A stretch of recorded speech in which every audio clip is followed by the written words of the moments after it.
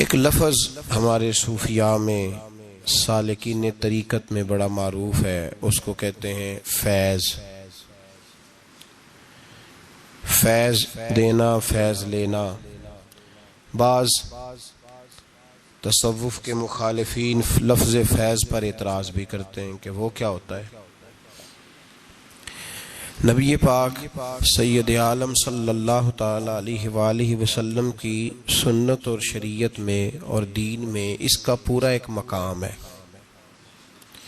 علم دو قسم کے ہوتے ہیں، ایک خبر کا علم ہوتا ہے اور ایک نظر کا علم ہوتا ہے۔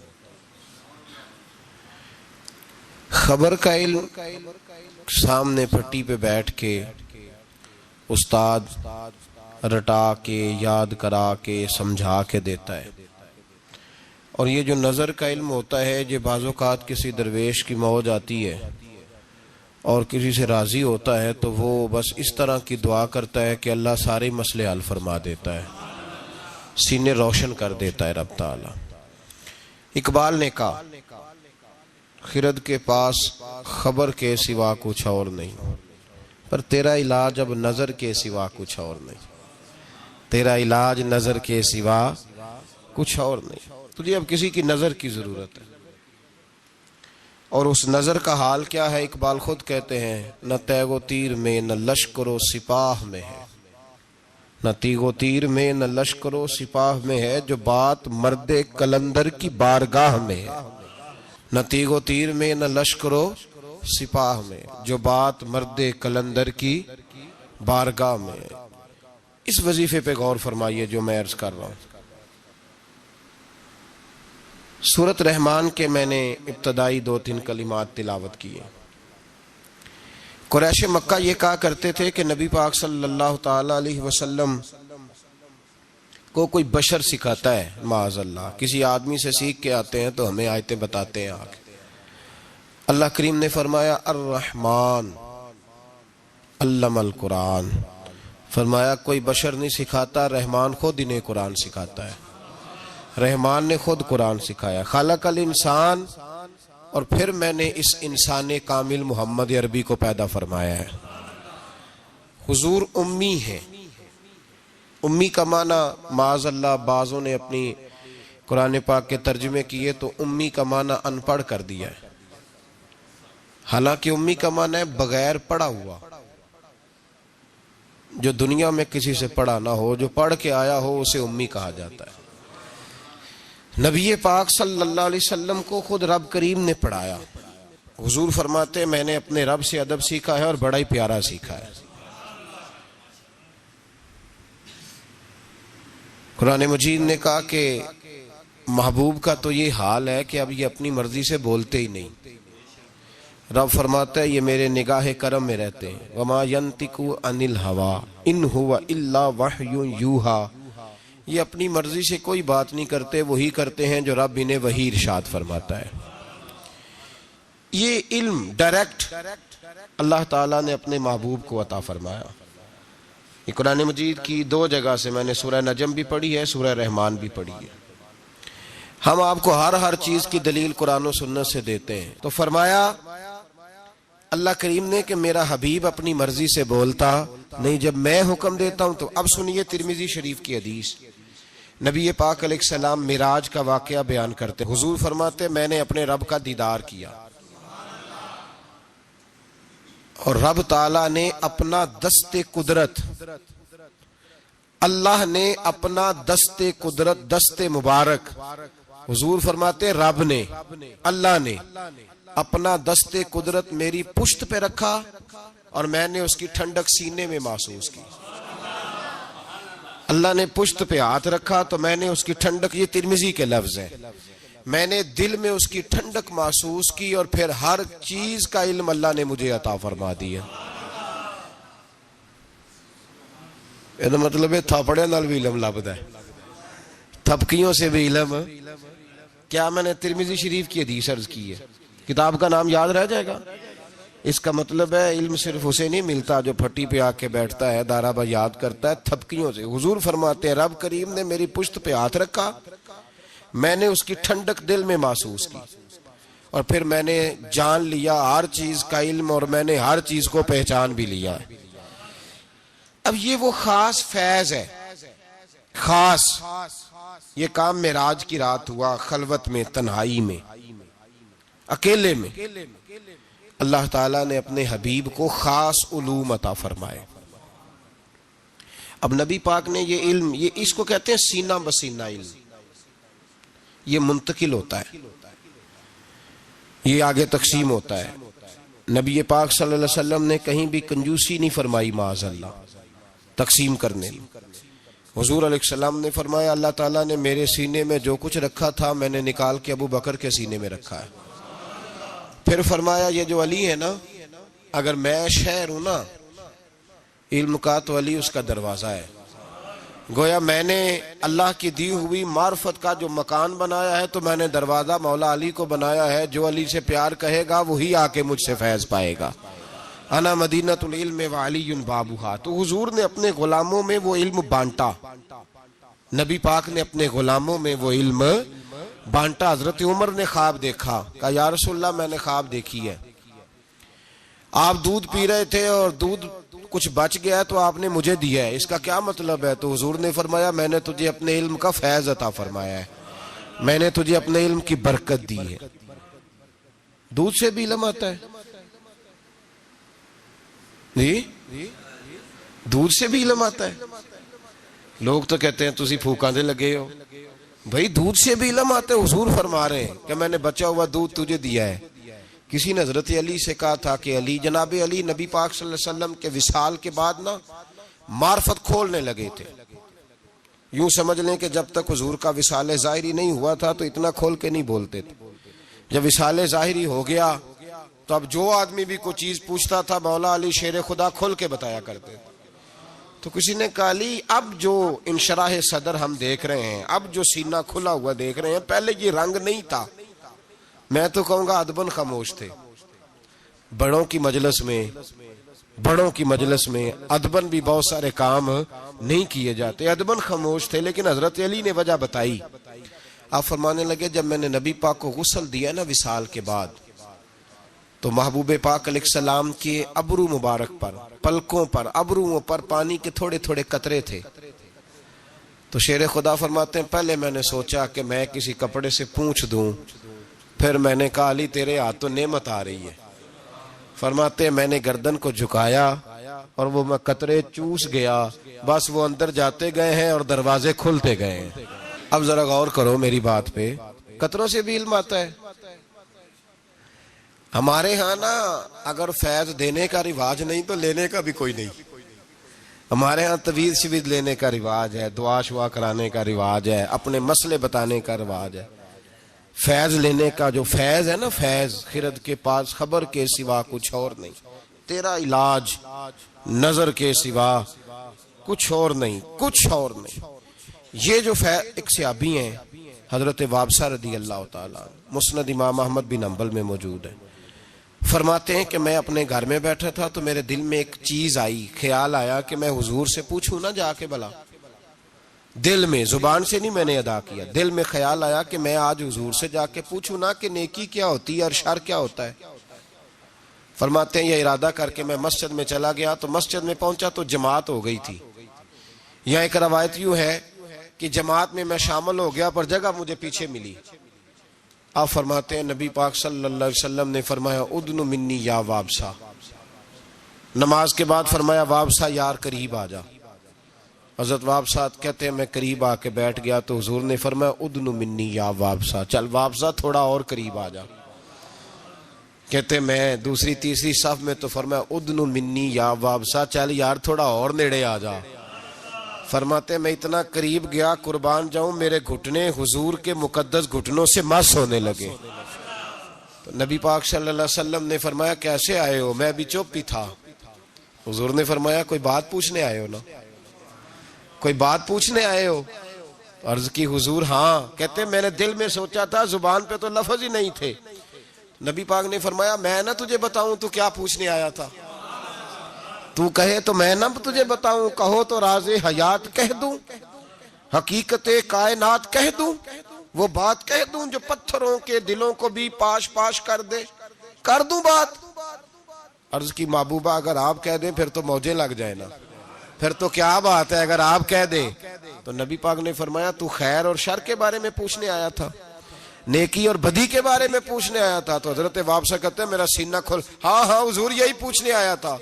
فرماتے محبوب نے ہاتھ اٹھایا، فضا میں بلند کیا اور میرے دل پہ مارا، سینے پہ رکھا، فرمایا سوال میں نے بتا دیے ہیں، جواب اپنے دل سے لے لے، میں نے تیرے دل کو ہی عالم دین بنا دیا ہے، جب اپنے دل سے جا کے فتویٰ پوچھ لے۔ یہ کون سا علم ہے جناب؟ سینے پہ ہاتھ رکھنے سے بھی علم آتا ہے، دودھ پینے سے بھی علم آتا ہے، چہرے پہ لگے ہوئے پانی کے قطرے کوئی آدمی چوس لے تب بھی علم آتا ہے۔ خرد کے پاس خبر کے سوا کچھ اور نہیں، تیرا علاج نظر کے سوا کچھ اور نہیں۔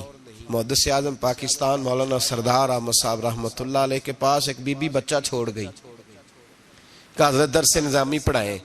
2 4 5 مہینے دیکھا تو فرمانے لگے یہ نہیں چل سکتا، کچھ بچے کن ذہن ہوتے ہیں بیچارے، نہیں چل پاتے۔ اس کی اماں کو بلایا، کہا تیرا بیٹا نہیں چل سکتا، کہنے لگی حضور مہربانی کریں، جیسے بھی ہو کچھ کریں۔ فرمایا کن ذہن ہے، چل ہی نہیں سکتا، میں کیا کروں؟ کہا حضور مہربانی کریں، باپ کوئی نہیں، میرا بڑا شوق ہے عالم بن جائے۔ اب نے فرمایا چل ہی نہیں سکتا، تو کہنے لگی چلے حضور کوئی گھر کا کام کاج ہی کرا لیا کریں، رکھ لیں پاس۔ تو حضرت صاحب فرمانے لگے کیسے کام کراؤں؟ تو وہ اٹھ کھڑا ہوا، کہنے لگا محبوبہ تیری بھینسیں بھی تو ہیں، میں چارہ ڈال دیا کروں، اور مجھے رکھ لے یار، رکھ لے، کسی کام کا نہیں کچھ تو کر دوں گا نا، رکھ تو لے نا، مجھے رکھ لے۔ بس جسے وہ رکھ لے وہ بس بچ گیا، کہ مجھے رکھ لے۔ حضرت نے فرمایا چل ٹھیک ہے، میں تجھے معقول نذرانہ بھی دوں گا، معاوضہ بھی۔ وہ کہتا سارا دن چارہ ڈالتا، شام کو آ کے صحبت میں بیٹھتا، جو ساتھ والے شاگرد تھے نا وہ سارے پڑھ گئے، عالم بن گئے، 8 سال ہو گئے، تو 2 3 نے تانا دیا اور تو نہیں نہ پڑھا، چارہ ہی ڈالتا رہا ہے، چارہ ہی۔ اس کی اماں کو بھی کچھ یتیم بچہ تھا، ماں کو بھی لوگوں نے تانے دیے، تو کہتی تھی عالم بنانا ہے، وہ تو چارہ ڈالتا ہے۔ لیکن کمال اس دن ہوا جب دستار فضیلت کا جلسہ آیا، اور جو سب سے پہلا نام لاؤڈ سپیکر پر نقیب محفل کا گونجا تو اس چارہ ڈالنے والے کا نام آیا۔ تو محدث اعظم رحمت اللہ علیہ نے فرمایا بیلیا تو سینے سے لگ پہلے، اور پھر باقیوں کو پگڑیاں بازار سے آئی ملی، اسے اپنے سر سے اتار کے دی اور جبہ اپنے گلے سے اتار کے دیا۔ فرمایا باقیوں نے پھٹی پہ بیٹھ کے پڑھا ہے، تو نے میری بھینسوں کو چارہ ڈالا ہے، میرے بچوں کی نوکری کی ہے، میرے گھر کے سودے تو لایا ہے، تو کیسے خالی رہ سکتا ہے؟ فرمایا ہو سکتا ہے باقی کبھی علم بھول جائیں، لیکن تو جس میدان میں جائے گا تیرے ڈنکے ہی بجتے رہیں گے، جس میدان میں جائے گا۔ وہ شاگرد کہتے ہم پڑھا کرتے تھے، وہ صرف بیٹھا کرتا تھا، لیکن اس کا کمال یہ تھا کہ جہاں ہم اڑ جاتے تھے نا وہ مسئلہ وہ بندہ بتا دیا کرتا تھا۔ یار ایسے خالی بات ہے، ساری زندگی کو کسی کی گاڑی چلائے اور خالی رہ جائے، یہ کوئی مذاق ہے؟ ساری زندگی کو کسی کے برتن دھوئے اور خالی رہ جائے، ہو کوئی رب کا بندہ، یہ کوئی مذاق ہے کہ ساری زندگی کو کسی کے دروازے پہ بیٹھا رہے اور خالی رہ جائے؟ انسان کے پاس کچھ ہے ہونی چاہیے، سب سے زیادہ نظر پڑتی اس پہ ہے جو قدموں پہ بیٹھا رہتا ہے۔ یہ کیسے ہو سکتا ہے کہ وہ خالی رہ جائے بندہ؟ بہت سارے لوگ کہتے ہیں میں گیا تھا، فلانا آدمی گیا فٹافٹ خلافت لے کے آ گیا۔ او بھائی تجھے خلافت لے کے کئی دفعہ فارغ بھی کیا ہے کہ خلافت لے اور جا۔ کچھ ایسے ہوتے ہیں جنہیں خلافت نہیں دی جاتی، سینے کا نور دیا جاتا ہے، انہیں غلامی کے درجے دیے جاتے ہیں۔ حضرت ابو ہریرہ، کوئی کہنا نہ دے یہ کیسے ہو گیا، اب بخاری مسلم سے دلیل دے دوں۔ حضرت ابو ہریرہ کہتے ہیں سارے صحابہ حدیثیں یاد کرتے تھے، مجھے کوئی نہیں آتی تھی، کوئی شے نہیں یاد رہتی، ککھ نہیں۔ ایک دن گیا، یہ جانا بھی کبھی کبھی پڑتا ہے، کبھی کبھی نا رونا بھی پڑتا ہے، تب ہی اماں دودھ دیتی ہے۔ اگر تو دروازے پہ بیٹھا رہے تو یہ بھی نہیں ہو سکتا، پتا ہے سارا ان کو، پر تیری طلب بھی تو ضروری ہے نا۔ اور کسی نے کہا تھا میری طلب بھی تو تیرے کرم کا صدقہ ہے، یہ پاؤں اٹھتے نہیں بلکہ یہ اٹھائے جاتے ہیں، فیض بتا رہا ہوں۔ عرض کی محبوبہ سارے حدیثیں یاد رکھتے ہیں، مجھے کوئی بھی نہیں یاد رہتی۔ تو حضور نے فرمایا چل بچھا چادر۔ کبھی چادر بچھانے سے بھی حدیثیں یاد ہوئی ہیں، بتاؤ، یہ سارا فیض ہے صاحب، اسی کو فیض کہتے ہیں، یہی ہے فیض۔ دودھ پینے سے علم آ رہا ہے، پانی کے قطرے چوسنے سے علم آ رہا ہے۔ چادر بچھاؤ تو حضرت ابو ہریرہ کہتے ہیں چادر بچھائی تو خالی چلو جی کہنے تینوں اتھوں لبا کی ہے۔ میں کہ کچھ ایویں جدیاں میں نے جڑیاں دیس دیاں نہیں پر ہوندیاں بڑا کچھ نے۔ خالی چلو 3 حضور نے بھر کے نا چادر میں ڈالے۔ کدی پانڈ بنی جے پٹھیاں دی؟ اچھا جنہیں نہیں بنی وہ دسے کہ میں کدی نہیں بنی، او بولے بس تسی ایڈے شہرو ہیں، بالکل ایڑے ہی نہیں گئے جی میں کدی باندھی ہے کبھی۔ اس کو چاروں کونوں سے پکڑ کے باندھا جاتا ہے، چاروں کونے پکڑ لیے اور کونوں سے پکڑ کے، جو شاید تھوڑی ہوتی ہے نا وہ دی پانڈ نہیں بنی دی، اونج لپیٹ لی دی ہے۔ تو حضرت ابو ہریرہ کہتے ہیں چاروں کونے پکڑے، وہ تو پنجابی جی ترجمہ ہے پانڈ بنی، چاروں کونے پکڑ کے تو حضور نے فرمایا چل سینے سے لگا لے۔ تو حضرت ابو ہریرہ فرماتے ہیں وہ گچھڑی اٹھا کے میں نے سینے سے لگائی، بس کمال یہ ہے کہ جو حضور کہتے جاتے ہیں میرے حافظے میں نقش ہوتا جاتا ہے، کوئی بات کبھی بھولی ہی نہیں۔ یہ پنڈان دے صاحب نال حضور فیض ونڈے ہے، پنڈان دے صاحب نال جی۔ یہ اب گچھڑی چھوٹا لفظ ہے نا، میں لفظ کہاں سے لاؤں، پانڈ ذرا تھوڑی بھاری ہوندی ہے، پنڈان دے یہ فیض ہے، یہ ملتا ہے بزرگوں کے آستانوں سے، یہ ملتا ہے۔ یہ آج بھی 2 شرطیں، دینے والا کامل ہو، پہلے اس نے کہیں سے لیا ہو، ایسے خالی نہ ہو، پہلے اس کے پاس ہو، اور دوسری شرط یہ ہے کہ جو لینے والا ہے نا اس کا پیالہ بھی خالی ہو۔ اگر وہ پہلے سے بھرا ہوا ہے نا، صوفی ہے، پہلے ہی بڑا درویش ہے، پہلے ہی بڑا پڑھا لکھا ہے، پہلے ہی بڑے مسئلے آتے ہیں، اور پیر صاحب کوئی مشورہ دے لیتا ہے ٹائم نکال کے، تو پھر نہیں۔ تو بھائی یاد رکھو یہ فیض ہے، یہ ملتا ہے۔ یہ اگر علم کا فیض بند نہیں ہوا تو نظر کا فیض بھی بند نہیں ہوا۔ اگر حدیثیں پڑھی جا رہی ہیں، پڑھائی جا رہی ہیں، تو نظر کا فیض بھی اسی طرح دیا جا رہا ہے۔ وہ کسی شاعر نے کسی درویش کے سامنے کھڑے ہو کے منت کی تھی اور اس نے کہا تھا تیری ایک نظر کا کمال ہے پر میری زندگی کا سوال ہے، کہ مہربانی کر، توجہ کر۔ تو میرے بھائی یہ جو عرس ہوتے ہیں نا بزرگوں کے، عرس، یہ عرس والے دن فیض عروج پہ ہوتا ہے۔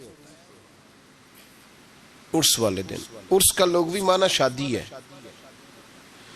نبی پاک صلی اللہ علیہ وسلم نے فرمایا جب کوئی مومن کامل نکیرین کے نکیروں کے سوالوں کے صحیح جواب دے دیتا ہے تو فرشتے کہتے ہیں نم کا نومت العروس، اس طرح سو جا جیسے دلہن سویا کرتی ہے۔ تو عرس یہ نکلا ہے اس موقع سے جس دن کوئی دلہا بنا ہوتا ہے۔ تو اس دن جو اللہ کے جو ولی ہوتے ہیں نا، یہ پورے عروج پہ ہوتے ہیں۔ پتہ ہے نا دولہے کے پاس کتنے لوگ آتے ہیں؟ پہلے کبھی نہیں آتے، بعد میں روز آتے، کہندہ میرے بھی باندھے نے۔ کتنے آتے ہیں؟ عرس والے دن جو صاحب عرس ہوتے ہیں نا، ان کا کرم، ان کا فیض عروج پہ ہوتا ہے عرس والے دن، خاص دنوں میں۔ اس لیے اہل اللہ کے عرس کیے جاتے ہیں، اور عرس کے دنوں میں بعض لوگ زیادہ توجہ کرتے ہیں عرس کے، اس لیے ہم لوگ عرس والے ہیں، اس لیے کہ ہمارے بزرگ خالی نہیں، وہ آج بھی فیض تقسیم کرتے ہیں۔ عرس والے دن جو محروم رہ گیا وہ محروم رہ گیا، سمجھ لیں دینے والے عروج پہ ہوتے ہیں، انہوں نے دروازہ کھولا ہوتا ہے کہ آ جاؤ لے لو کوئی چیز۔ ہو سکتا ہے آپ کو 2 دہاڑی دکان پہ اتنا نہ میسر آیا جتنا آپ کو عرس پہ آنے کی وجہ سے میسر آئے، اور یہ عام ہے ہر سلسلے کے لیے۔ کسی بھی سلسلے کا بزرگ ہو نا، بابا صاحب کا عرس ہو کسی کا بھی، تو وہ نوازتے ہیں۔ کیا خوبصورت بات کرتے ہیں اللہ کے بندے حضرت سلطان باؤ رحمت اللہ تعالی علیہ فرمانے لگے، اور دل کالے نالو منہ کالا چنگا، جے کوئی رمز پچھانے، دل کالے نالو منہ کالا چنگا، جے کوئی رمز پچھانے۔ چھوڑ، منہ کالا ہو جائے تو کام چل جاتا ہے، لیکن دل کالا ہو جائے تو تباہی اتر جاتا۔ دل نہ تیرا سیاہ کالا ہو، مہربانی کر۔ حضرت سلطان باہو رحمت اللہ علیہ کے جو والد تھے ان کا نام تھا حضرت بازید، جاگیردار تھے، دنیا دار تھے، بہت بڑے مالدار تھے۔ فرماتے ہیں مذہب کی طرف میرا رجحان نہیں تھا۔ 4تھی شادی کی بی بی راستی کے ساتھ۔ بی بی صاحبہ بڑی نیک تھی۔ بی بی صاحبہ کہتی ہیں میرا دل کرتا تھا میرا خامد بھی نمازی ہو جائے، اور عام دنیا دار نہیں تھے، 7 جاگیروں کے مالک تھے۔ بڑا مشکل ہوتا ہے، اے پیران نظام کے آستانوں پہ غریب غریب لوگ رہ گئے، جڑا 4 جماعتاں پڑھ جائے یا پیسے آ جائے، انہوں نے تو کسی پیر دی لوڑ ہی کوئی نہیں۔ اور اگر بندہ مالدار ہو تو کئی پیروں دے آپ مرید ہوندے نے، وہ کہتے ہیں مینوں آپ کنے پیر سنوٹ کر دین۔ تو بہت بڑے جاگیردار تھے حضرت سلطان باہو رحمت اللہ علیہ کے والد۔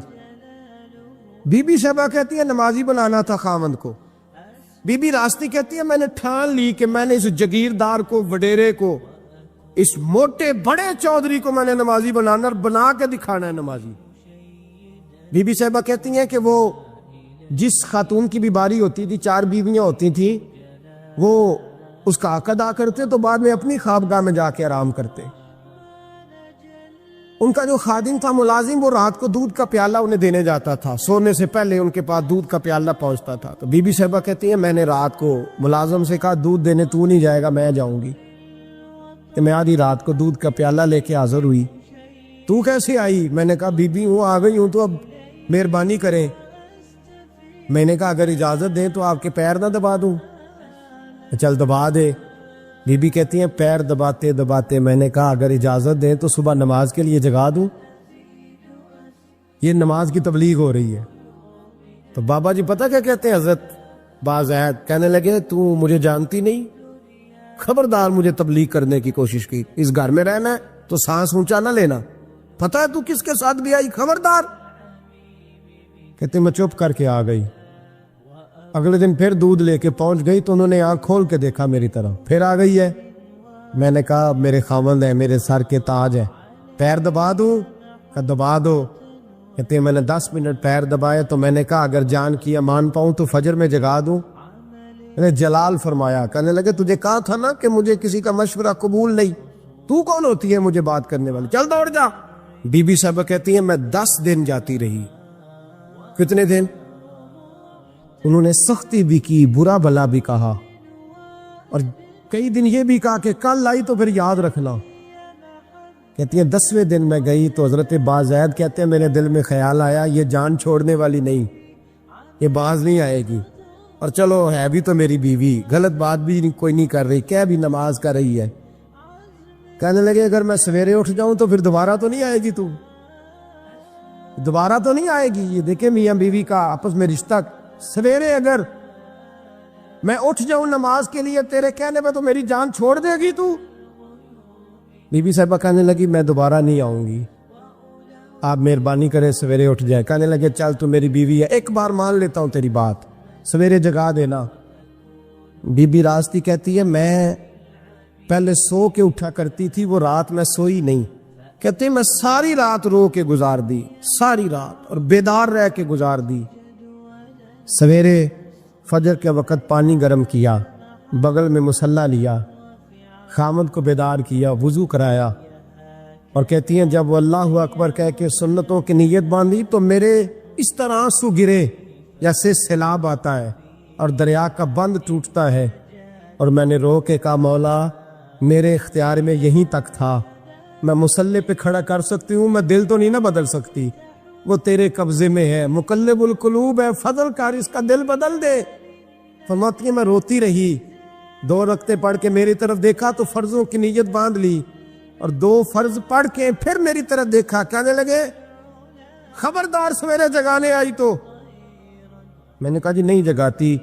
میری طرف دیکھ کے کہنے لگے تو نہیں جگائے گی آج کے بعد میں تجھے نماز کے لیے جگایا کروں گا، میں تجھے جگاؤں گا۔ آپ فرمانے لگی وہ نمازی بن گئے، میں پہلے ہی نمازی تھی، جب ان 2 نمازیوں کا ملاپ ہوا تو اللہ نے سلطان باہو جیسا بیٹا عطا ہوا ہے، سلطان باہو جیسا بیٹا عطا فرمایا۔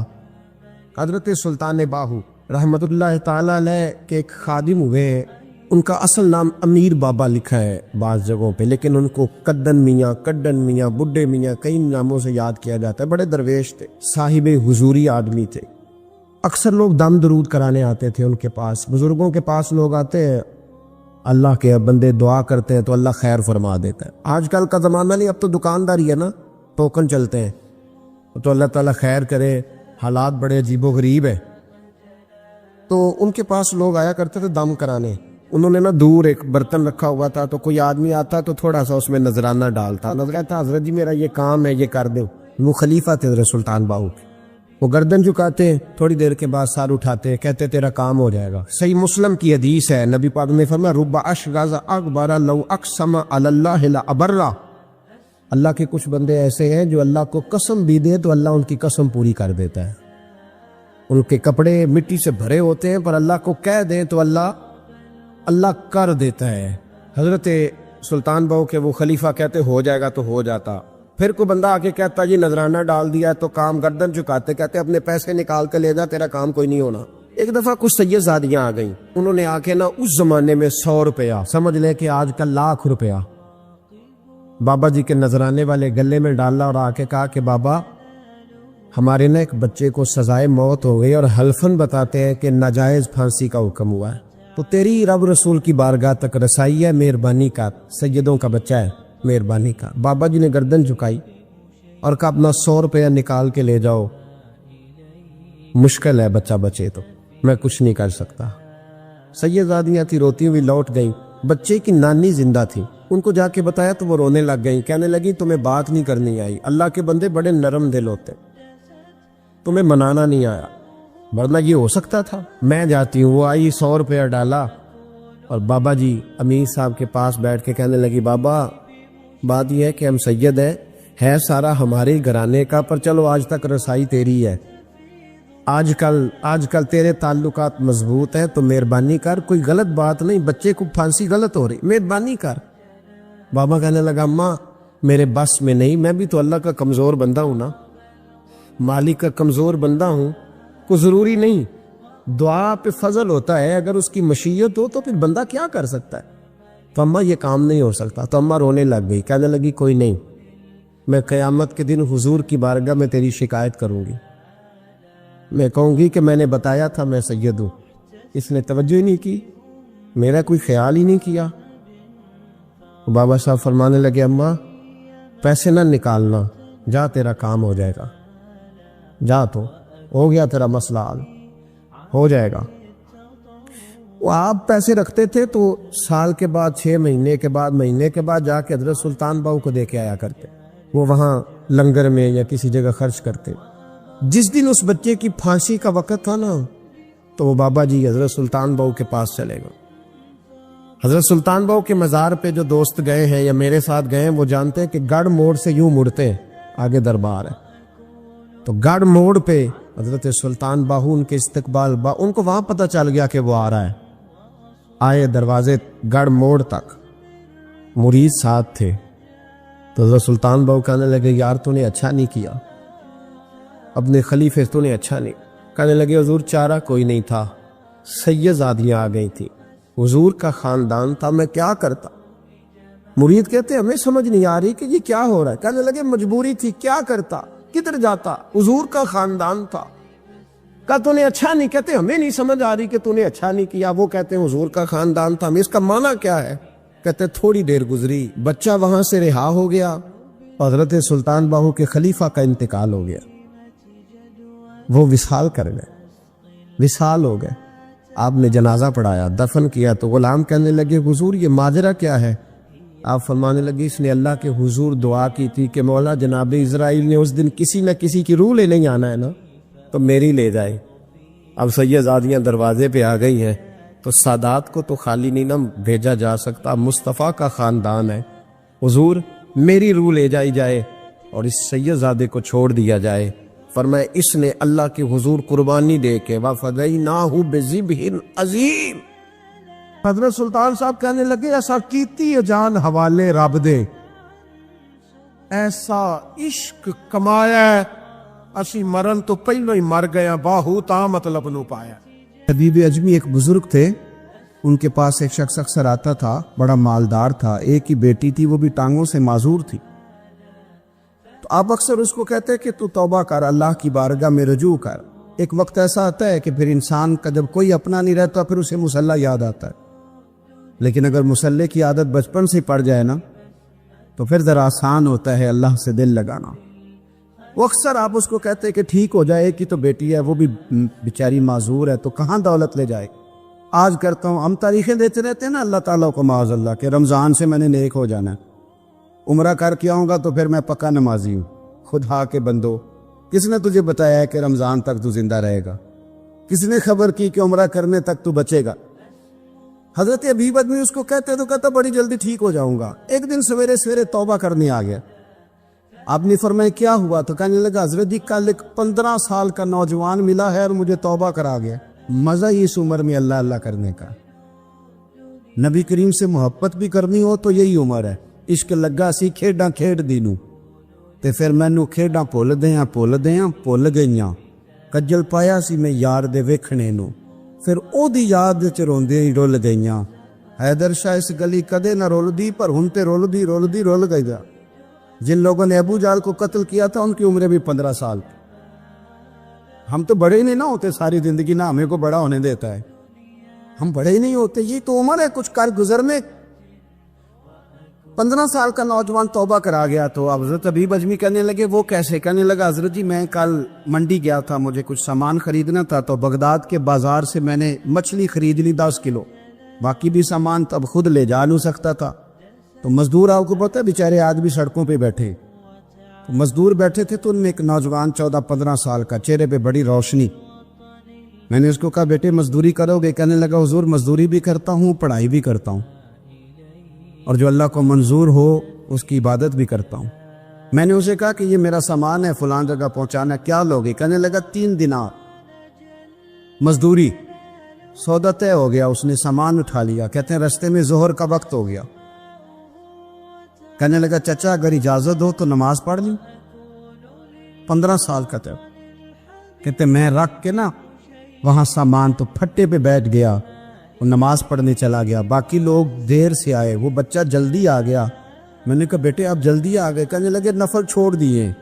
اب یہی نہ سمجھ لے کہ کام چور ہے, میں بعد میں پڑھ لوں گا. کہتے ہیں وہ دوپہر کا وقت, رمضان بھی نہیں تھا. میں اس بچے کو نوجوان گھر لے گیا اور میں نے اپنی بیوی سے کہا کہ بڑا نیک ہے, نمازی ہے. اور راستے میں یہ بھی ہوا ہے کہ میں نے اسے ایک دفعہ کہا ہے کہ یہ مجھے تھوڑی دیر کے لیے دے دو, گرمی بڑی ہے, تمہیں پسینہ آ رہا ہے, میں اٹھا لیتا ہوں. کہنے لگا نہیں چچا میں رزق حلال کھاتا ہوں, اگر آپ اٹھائیں گے تو میں 3 دینار مزدوری پوری نہیں لوں گا, پھر پیسے کم کروں گا. میں نے طے کیا ہے کہ اٹھاؤں گا. تو کہتے ہیں میں نے اپنی بیوی کو بتایا تو بڑی متاثر ہوئی. کہنے لگی دوپہر کا کھانا پک گیا, اسے کو روٹی کھا لے.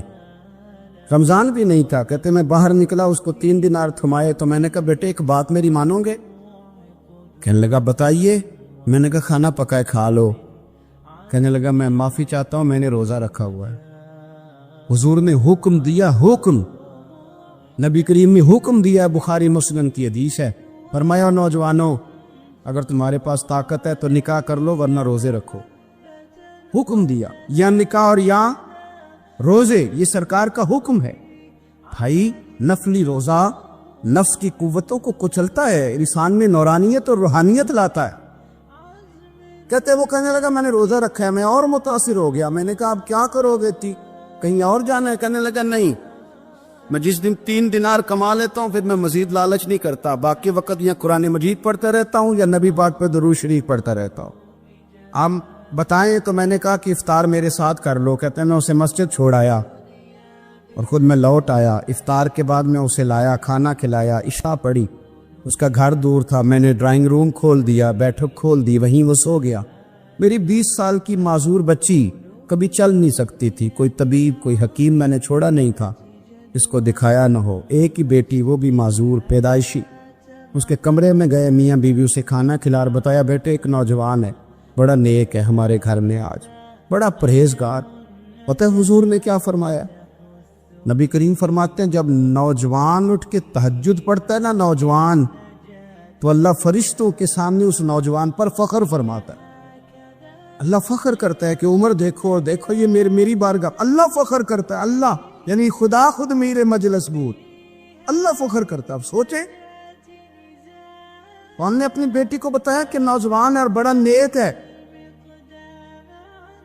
تو کہتے ہیں وہ کھانا کھلا کے ہم واپس آ گئے. آدھی رات کا وقت ہوا تو دروازے پہ دستک ہوئی. بچی اپنے کمرے میں سو رہی تھی, ہم اپنے کمرے میں, وہ بیٹھک میں. گھبراہٹ اٹھی کہ اس وقت کون ہے دروازے پہ؟ تو بیٹی کہنے لگی ابا دروازہ تو کھولنا. کہتے ہیں دروازہ کھولا تو 20 سال ہو گئے تھے بیٹی کو، کبھی اس نے چل کے نہیں دکھایا تھا، کبھی دوڑ کے ادھر جاتی، کبھی ادھر آتی، کہتی الحمدللہ اللہ نے میری ٹانگیں ٹھیک کر دی۔ ہم تو انہیں رونے لگے، اے اللہ تو کتنا کریم ہے، کیسے ہوا بیٹے سارا کچھ؟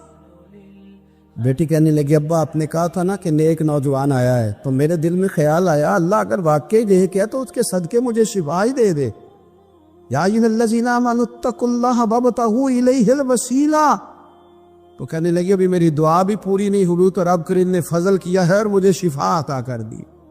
کہتے ہم دوڑ کے اس کے کمرے میں گئے اور جب ہم نے ہاتھ رکھا تو دروازہ پہلے سے کھلا تھا، ایک خط چھوڑ گیا تھا۔ آج کل کے پیر کی کرامت ہوتی تو فیس بک پہ دے دیتا، باقیوں کو بھی ذرا بول پتہ چلے۔ کہتے ہیں وہ خط چھوڑ گیا اپنے بستر پہ کہ اگر تم لوگوں کو مجھ سے محبت ہو گئی ہے تو میرے پیچھے نہ دوڑنا، اس رب کی بارگاہ میں جھکنا جس رب نے میرے اوپر بھی فضل فرمایا ہے اور آپ پر بھی کرم فرمایا ہے۔ میرے نوجوان دوستو، سلطان محمود غزنوی کے زمانے میں نا چوریاں بڑی ہونے لگی، بڑی چوری، روز چور آ جاتے، سارا علاقہ پریشان ہے۔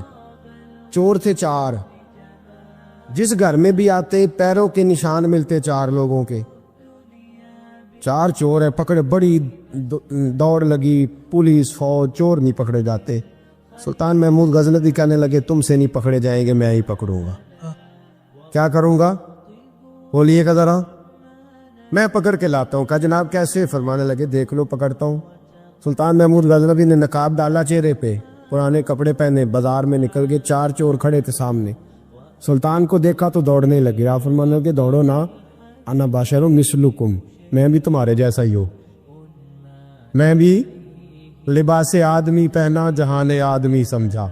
وہ مزمل بن کے آئے تھے، تجلی بن کے نکلیں گے۔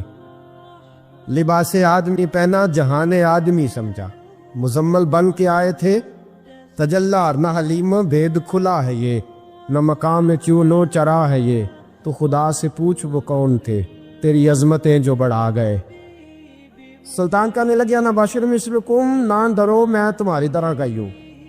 ان بیوقوفوں نے سمجھا شاید چور ہے، کہا نا میں تمہاری طرح کا ہوں۔ انہوں نے کیا سمجھا؟ شاید لباس آدمی پہنا جہان آدمی، شاید چور ہے۔ انہوں نے کہا چلو جی طاق ادا ہو گئے، پہلے 4 تھے اب بیٹھ گئے، بات چیت ہونے لگی۔ سلطان کہنے لگے یار چور ہو تم بھی، چوریاں کرتے ہو تو کتنی چوریاں آج تک کر لی ہیں؟ کہنے لگے بڑی کی ہیں یار، لیکن کوئی نہیں، تھوڑے سے پیسے ہوتے ہیں 2-4 دن میں ختم ہو جاتے ہیں۔ سلطان کہنے لگا چلو یہ تو بتاؤ کہ کوالٹی بھی ہے تمہارے اندر؟ ایک شخص کہنے لگا جی میرے اندر کوالٹی ہے، جانور بولے تو اس کی بولی سن کے بتا دیتا ہوں کہ یہ کیا کہہ رہا۔ دوسرے سے پوچھا تو بھائی؟ کہنے لگا جی میرے اندر کوالٹی ہے کہ جتنی مرضی اونچی دیوار ہو، رستہ کوئی نہ ہو، میرا کام ہے چڑھ جانا۔ تیسرے سے پوچھا تو بتا؟ کہنے لگا میری خوبی یہ ہے کہ میں سونگ کے بتا دیتا ہوں پیسے کہاں رکھے ہوئے ہیں۔ سلطان مسکرا کے کہنے لگے ساری چوروں والی کوالٹی ہے، پکے چور، چوروں والی کوالٹی ہے ساری تمہارے اندر۔ خیر چوتھے سے پوچھا تو بتا؟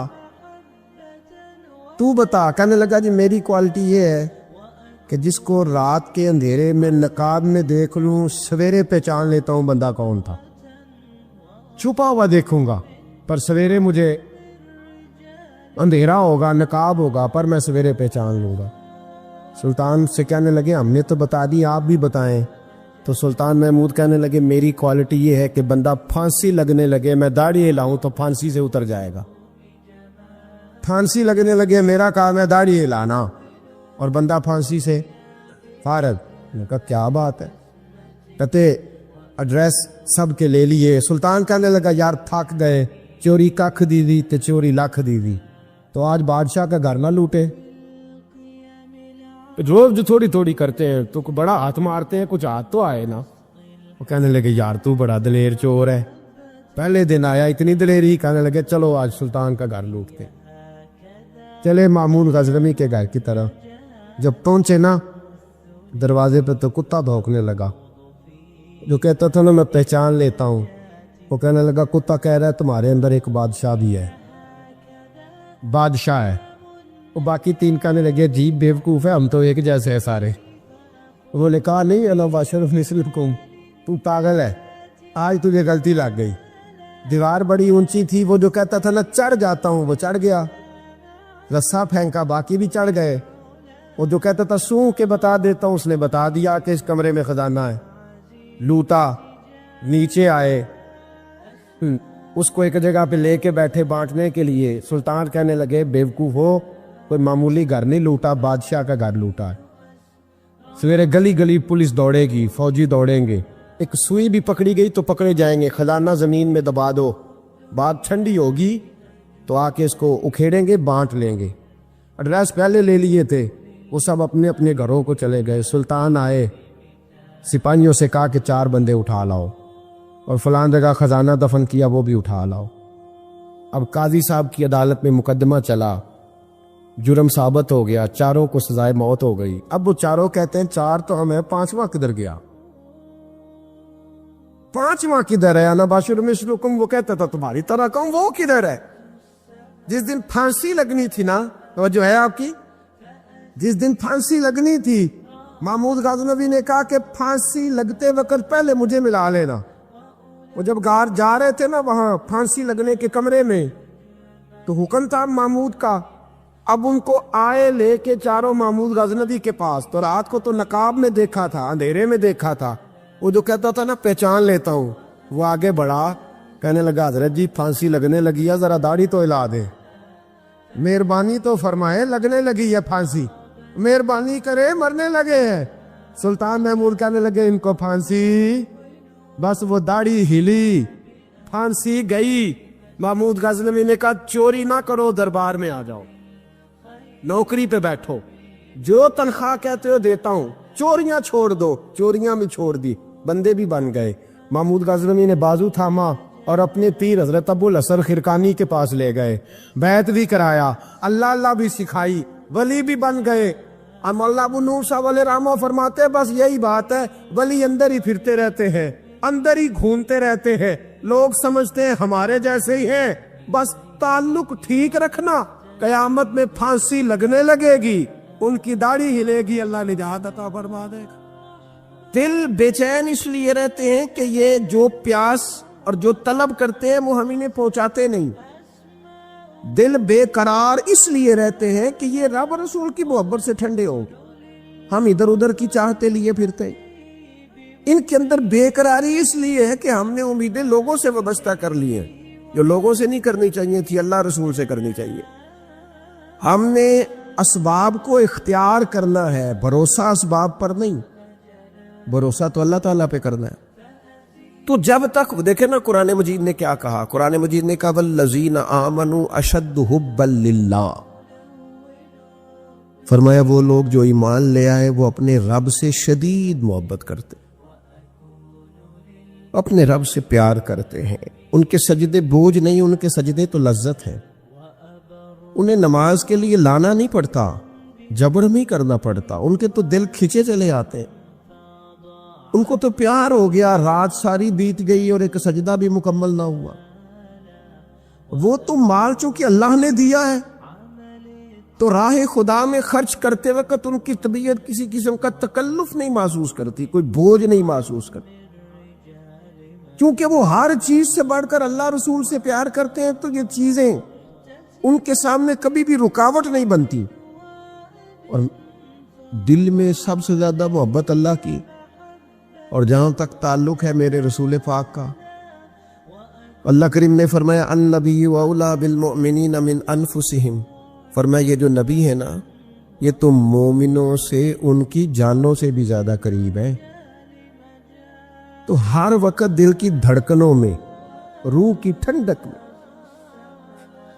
قلب میں, دل میں, روح میں, ذہن میں جو چیز ہر وقت سمائی ہے نا مومنوں کے, وہ رسول پاک کی ذات ہے. اگر رات ساری بندہ یہی سوچتا رہے کہ سویرے یار کس طرح کام چلانا ہے, پیسے کیسے آئیں گے, جو میرے پاس 2 لاکھ ہے اسے 6 کیسے کرنا ہے, اور یہ 6 ہے یہ 12 کیسے ہو سکتا ہے, اور جناب یہ دنیا میری کیسے آگے بڑھ سکتی ہے, اور یہ جو پلاٹ پڑا ہے نا میرے گھر کے بالکل سامنے کیسے کوئی چکر چلے کہ میرا ہو جائے, گاڑی ہے ذرا چھوٹے ٹائروں والی بڑے ٹائروں والی کیسے آ سکتی ہے. اگر 24 گھنٹے منصوبہ بندی دنیا حاصل کرنے سے دین منع تھوڑا کرتا ہے. حضور نے تو فرمایا محنت کر کے کمائی کرنے والا اللہ کا دوست ہے, منع نہیں ہے, لیکن ہر وقت اسی گنتی میں رہنا, اسی کے شمار میں رہنا, الجھ جانا اور جو اصل چیز تھی اس کو چھوڑ جانا. ہم نا نیکی کرتے ہیں, مومن ہوتے ہیں, لیکن اس کی لذت نہیں پاتے. یعنی اگر نماز پڑھ کے بھی بندہ قرار نہ حاصل کرے, اگر وہ خیرات کر کے بھی اس کی ٹھنڈک نہ محسوس کرے, مسجد آ کے محفل کرا کے محفل میں بیٹھ کے پھر بھی اس سے کوئی روحانیت نہ پا سکے, اس نے 20 علماء سنے, اس نے درجنوں خطباء سنے, اس نے ساری زندگی گزار دی, لیکن اس کے دل کی کیفیت ہی نہ بدلی, وہ لذت خاص ہی اسے نصیب نہ ہو, تو پھر اسے سوچنا چاہیے نا کہ دل میں نا اللہ تعالیٰ نے نا ہر چیز دو بنائی ہے. ہونٹ 2, آنکھیں 2, کان 2, ہاتھ 2, پیر, دل اللہ نے ایک ہی بنایا. یہ نہیں ہو سکتا کہ چلو ایک طرف مجھے رکھ لو ایک طرف کسی اور کو رکھ لو. دل ہی ایک بنایا ہے. وہ کہتا ہے بس دل ایک ہے تو رب رسول ہی رہیں گے اس میں ادھر ادھر کی چاہتے نہ لے آنا جب تک دل کے اندر پوری طور پر اللہ رسول کی. بخاری مسلم میں حدیث ہے, نبی پاک علیہ الصلوۃ والسلام نے فرمایا اگر تم چاہتے ہو نا تمہیں ایمان کی لذت نصیب ہو, آپ زیادہ غور کریں میری بات پر. ایک ہے کھانا, ایک ہے مزیدار کھانا, ایک ہے مومن ہونا اور ایک ہے مومن ہونے کا مزہ آنا, لذت نصیب ہونا کہ میں صاحب ایمان ہوں. فرمایا اگر تم چاہتے ہو کہ تمہیں ایمان کی لذت نصیب ہو, یہ حدیث آپ نے بھولنی نہیں بخاری مسلم میں, اگر چاہتے ہو کہ ایمان کی لذت نصیب ہو تو 3 کام کرو. یا رسول اللہ صلی اللہ تعالی علیہ وسلم کون کون سے؟ حضور فرمانے لگے پہلا کام یہ کرو کہ ہر چیز سے بڑھ کر اللہ رسول سے محبت کرو. غور کر لینا, یہ جو جھوٹی انا کے بت بنائے ہوئے نا, میری عزت, میری برادری, میری افسری, میرا قبیلہ, میری کرسی, یہ غور کر لینا کہ کرسیاں زیادہ پیاری ہیں, اقتدار زیادہ پیارا ہے کہ اللہ رسول. ایک طرف رسول اللہ کی شریعت اور ایک طرف تیری برادری کے رسم و رواج, لیکن شادی والے دن رسم و رواج جیت گئے. کدھر گئی تیری محبت رسول؟ وہ صرف محفل والے دن تھی, ربیع الاول شریف میں تھی. ہم تو دیندار سمجھتے ہی اس کو ہیں جس کے گھر میں شادی ہو تو پتہ چلتا ہے کتنا دیندار ہے. محفل میں تو سارے دیندار ہوتے ہیں, یہ تو پتہ ہی تب چلتا ہے جب کسی کا انتقال ہو جائے نا, گھر میں کوئی خوشی آئے کہ اب یہ کتنا دیندار ہے, اب پتہ چلے گا. مسجد میں تو سارے دیندار ہیں. فرمایا اگر چاہتے ہو کہ لذت ایمان نصیب ہو تو ہر چیز سے بڑھ کر اللہ رسول سے پیار کرو. اور دوسرا فرمایا جس سے بھی پیار کرو نا اللہ رسول کی رضا کے لیے کرو. شکریہ کا تکلف بھی چھوڑ دو, وہ میرا احسان مانے گا یہ بھی چھوڑ دو, میری تعریف کرے گا یہ بھی چھوڑ دو. فقط اللہ رسول کی رضا کے لیے رشتے بنانے شروع کرو, مومن ہونے کا مزہ آئے گا. جتنے ہم شکوے کرتے ہیں نا رشتہ داروں کے, بھائیوں کے, قبیلوں کے, برادریوں کے, یہ سارے ختم ہو جائے اگر ہم محبت اللہ رسول کی وجہ سے کرنی شروع کر دیں. اگر بنیاد اللہ رسول کی رضا ہو تو ہماری طبیعتوں میں کسی کے لیے نفرت پیدا نہ ہو, بے ادبی پیدا نہ ہو, کوئی ایسا ماحول نہ ہے. کیوں کہ ہم ڈائریکٹ پیار ہی نہیں کرتے. ہم جس سے بھی پیار کرتے ہیں درمیان میں رب رسول کو رکھ کے کرتے ہیں. اور حضور فرماتے ہیں قیامت کے دن رب اعلان کرے گا, اللہ فرمائے گا وہ کہاں ہیں جو دنیا میں میری رضا کے لیے آپس میں پیار کرتے تھے. یا اللہ کیا ملنے والا ہے؟ اللہ فرمائے گا آج میرے عرش کے سائے کے علاوہ سایہ کوئی نہیں. جو دنیا میں میری رضا کے لیے آپس میں پیار کرتے تھے انہیں آج میں اپنے عرش کا سایہ عطا کروں گا. تو اگر ایمان کی لذت چاہتے ہو, ایک تو ہر چیز سے بڑھ کے اللہ رسول سے پیار کریں, ایک جس سے بھی پیار کریں اللہ رسول کے لیے کریں, اور دوسرا فرمایا مومن ہونے کے بعد, کلمہ نصیب ہونے کے بعد, ایماندار ہونے کے بعد کفر کی طرف جانا اتنا ناپسند کریں, اتنا ناپسند کریں جتنا کوئی آگ میں جانا ناپسند کرتا ہے, اتنا ناپسند کریں. اگر یہ ذہن بن گیا پھر لذت نصیب. میں آپ سے عرض کروں میرے عزیزو، ہم نا تھکی تھکی سی زندگی گزارتے ہیں، بور سا وقت گزارتے ہیں، الجھے ذہن رہتے ہیں، بکھری سوچے رہتے ہیں، ٹوٹے خیالات، پختگی نہیں باتوں میں، مضبوط نہیں افکار. کسی نے مشورہ دیا تو 10 منٹ کچھ اور سوچ لیا، اگلے سے بات کی تو پھر پچھلے کی بات ختم ہو گئی. اپنی زندگی میں مضبوطی نہیں. او خدا کے بندو، ہمیں تو ایک سادہ سا اسلوب دے دیا گیا ہے کہ تم ہر چیز سے بڑھ کے رسول پاک سے محبت کرو. تو جب پوری طرح وہ محبت نصیب ہو جائے گی، جب پوری طرح وہ چاہت مل جائے گی، جب پوری طرح وہ خلوص نصیب ہو گیا، للہیت مل گئی، اللہ رسول کی بارگاہ نصیب ہو گئی، آپ یقین کریں حضور کی محبت بندے کو پکا کر دیتی ہے، اس کی سوچوں کو مضبوط کر دیتی ہے، اس کے اندر استقامت لاتی ہے. رسول اللہ کی محبت، انسان طاقتور ہو جاتا ہے. میں تقریر نہیں کر رہا، جذبات کا اظہار کر رہا ہوں. میں آپ سے داد نہیں چاہتا، میں آپ کی ذہن سازی چاہتا ہوں.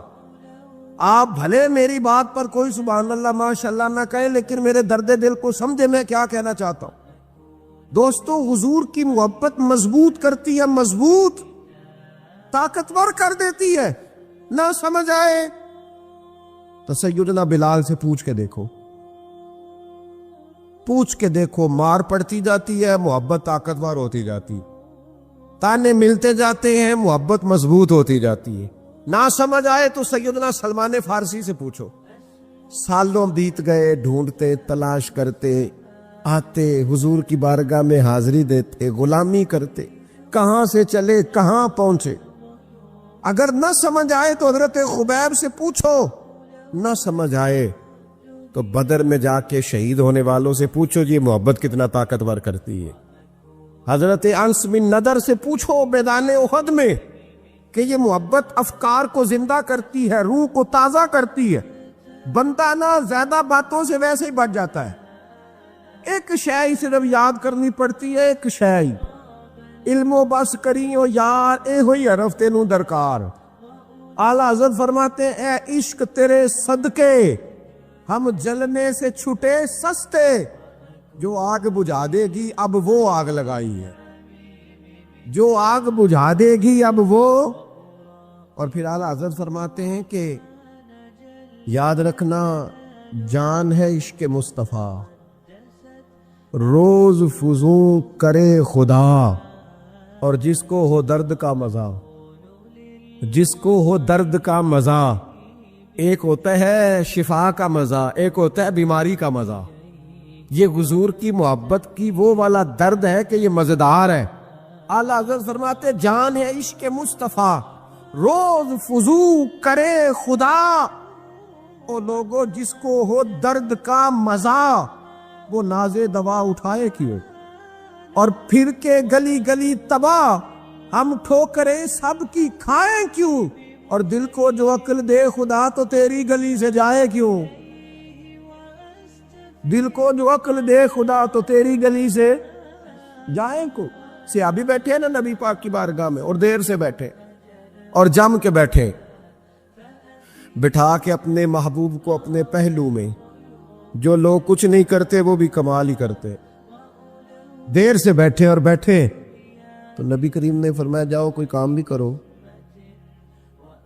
اٹھے، ستون کی اوٹ سے ہو کے واپس آ گئے، کہنے لگے یا رسول اللہ آپ کے بغیر دل ہی نہیں لگتا، تو طبیعت ہی نہیں جمتی، کہیں نظر ہی نہیں ٹھہرتی. جب تک آپ اپنے دل کی کیفیات، یار ہمارے بزرگ، ہمیں تو وقت نہیں ملنا چاہیے. اگر ہمارا دعویٰ ہے کہ ہمیں حضور سے محبت ہے تو وقت ہی نہیں ملنا چاہیے. سیرت ساری پڑھ لی ہے ہم نے،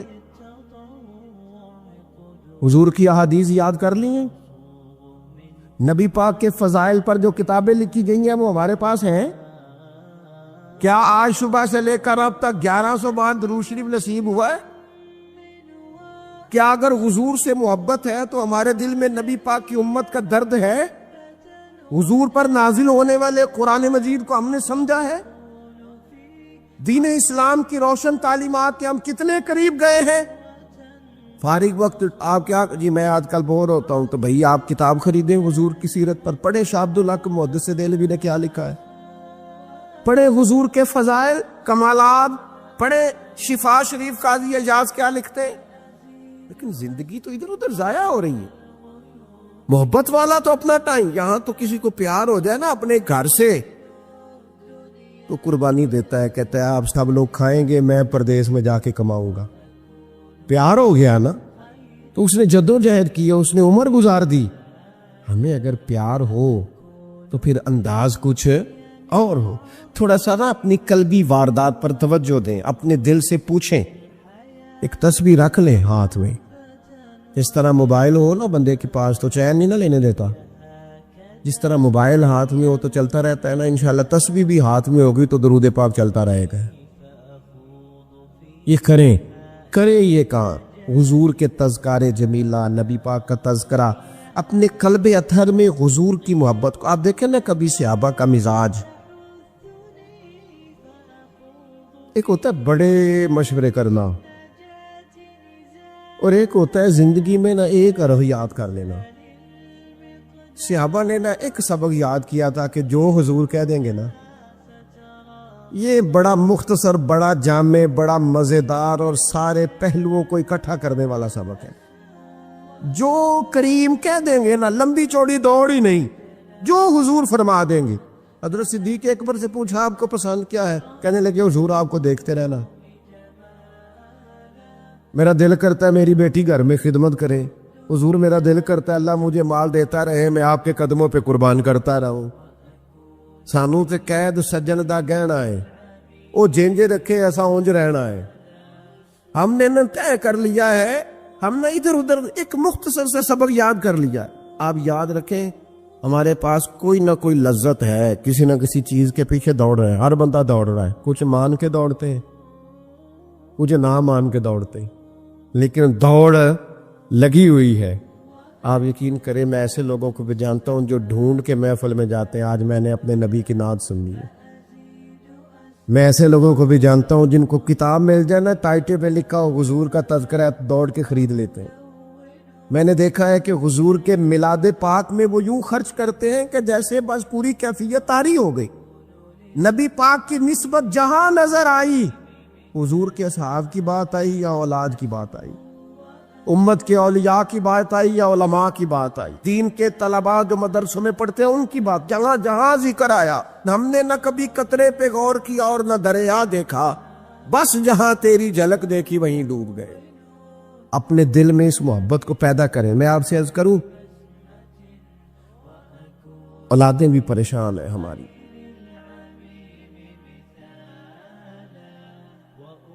ہم نے بچوں کو پیسے دیے ہیں، ٹائم نہیں دیا.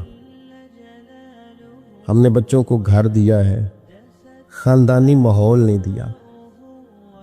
اب شکوہ صرف بچے سے نہیں کہ وہ موبائل پہ ہے، ابا بھی تو موبائل پہ ہی ہے نا، وہ بھی تو نہیں نہ چھوڑ رہا. بچے جو چھوٹے موٹے سوالات اپنے ماں باپ سے پوچھتے تھے تو ایک خاندانی روایات، ان کا حسن منتقل ہوتا تھا، وہ اب رخصت ہو رہا ہے. بچے اپنے گھروں میں، آپ کو پتہ ہے یہ صحابہ کی اولادیں کیوں جان قربان کرتی تھی نبی پاک پہ؟ انہوں نے گھر میں جو دیکھا تھا نا اپنے ماں باپ کو کرتے تو وہ تیار تھے. ایک سے ایک بڑھ کر تھا. حضرت عمر بن جموح جنگ میں آئے تو چاروں بیٹوں سمیت آئے، اولادیں ساتھ آئیں ان کی. کیوں؟ انہوں نے اپنے بچوں کو وقت دیا، ٹائم دیا، ان کی تربیت کی. دیکھیں ایک ہے میں تقریر کروں، تقریر سے بھی بچے سیکھیں گے. ایک ہے کہ جو ان کا باپ کرتا ہے. میں اکثر ایک مثال دیتا ہوں، میں کہتا ہوں کہ کئی دفعہ گھر میں نا اماں کہتی پتر چپ کر جا، تیرا ابا آج کل پریشان ہے، ناراض ہو جائے گا، چپ کر، ابھی بات نہ کرنا، کاروباری ٹینشن چل رہی ہے. ہوتا ہے کہ نہیں؟ پتر آج نہ بات کرنا، آج تیرے ابا جی کا موڈ نہیں ٹھیک ہوتا ہے نا. تو کبھی کبھی یوں بھی ہونا کہ ابا بستر میں رو پڑے تو پتر اٹھ کے جا کے پوچھے اماں جی خیر ہے؟ تو اماں بھی رو پڑے، اماں بتاؤ تو صحیح ہوا کیا؟ آپ تو اماں کے پتر تمہارے باپ کو نا حضور کا مدینہ یاد آ رہا ہے. آپ یقین کریں یہ رنگ اولاد پہ وہ رنگ چڑھائے گا، یہ انداز وہ انداز سکھائے گا. ابا پیسوں کے لیے تو روز روتا ہے, زمینوں جائیدادوں کے لیے روتا ہے, میرا کاروبار نہیں چلتا روتا ہے. کاش یہ کبھی حضور کی محبت میں روئے, یہ کبھی اس درد سے تڑپے, کبھی اس کی وہ کیفیت بنے, تو بچے کو کہنا نہیں پڑے گا اپنوں کے تو آنسو دیکھ کے بندے کے آنسو آ جاتے ہیں.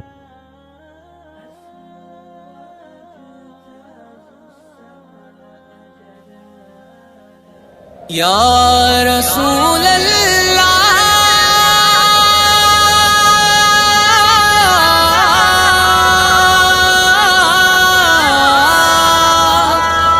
یا رسول اللہ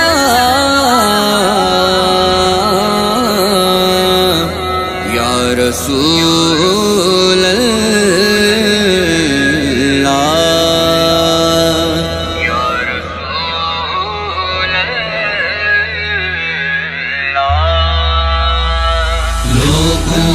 تو دنیا میں لاکھوں ہی سہارے ہیں, لوگوں کو تو دنیا میں لاکھوں ہی سہارے ہیں, ہم کو یہی کافی ہے سرکار ہمارے ہیں, ہم کو یہی کافی ہے سرکار ہمارے ہیں. جب تک بکے نہ تھے تو کوئی پوچھتا نہ تھا,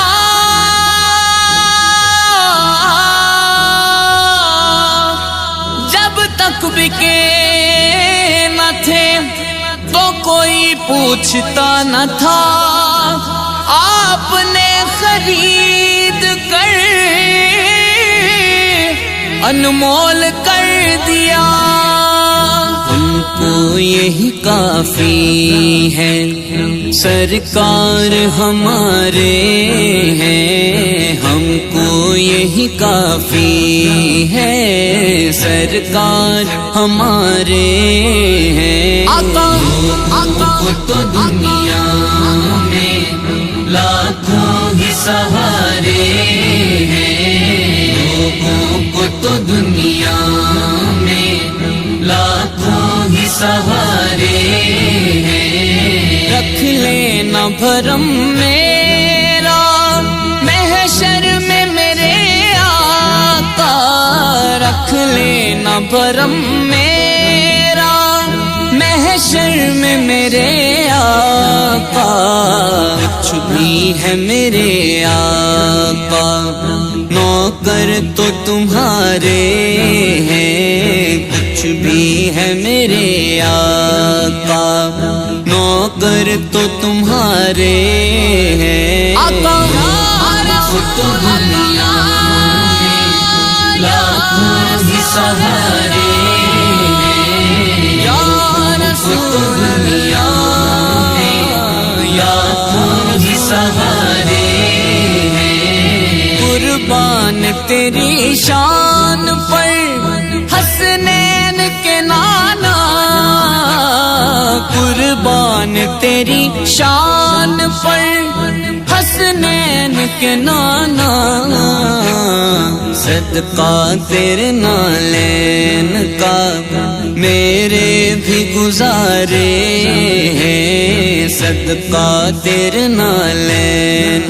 کا میرے بھی گزارے ہیں. آقا کو تو دنیا میں لاکھوں ہی سہارے ہیں, یار کو تو دنیا میں لاکھوں ہی سہارے ہیں. پنجتن کی غلامی کا جب سے میں ہوا نوکر, پنجتن کی غلامی کا جب سے میں ہوا نوکر, اس وقت سے پھر اپنے وارے ہی نیارے ہیں, اس وقت سے پھر اپنے وارے دن آ رہے ہیں آقا کو تو دنیا میں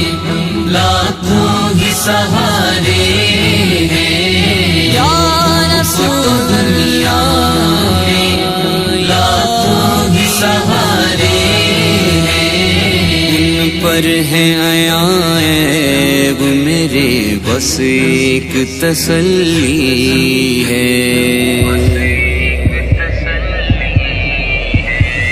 ان پر ہے عیب میرے بس ایک تسلی ہے ان پر ہے عیب میرے بس ایک تسلی ہے سرکار ہمارے ہیں بس سرکار ہمارے ہیں ہم خطا بے شمار کرتے ہیں ہم خطا بے شمار کرتے ہیں وہ کرم بار بار کرتے ہیں سرکار ہمارے ہیں سرکار ہمارے ہیں سرکار ہمارے ہیں بس سرکار ہمارے ہیں آقا تو دنیا میں لاکھوں ہی سہارے ہیں یا رسول دنیا میں لاکھوں ہی سہارے ہیں رہتا ہے سدا نور کی مانند میرے دل میں رہتا ہے سدا نور کی مانند میرے دل میں وہ دن جو ضیاء میں نے طیبہ میں گزارے ہیں وہ دن جو ضیاء میں نے طیبہ میں گزارے ہیں آقا کو تو دنیا میں لاکھوں ہی سہارے ہیں لوگوں کو تو دنیا میں لاکھوں ہی سہارے ہیں ہم کو یہی کافی ہے سرکار ہمارے ہیں ہم کو یہی کافی ہے سرکار ہمارے ہیں آقا تو دنیا میں لاکھوں ہی سہارے ہیں لوگوں کو تو دنیا میں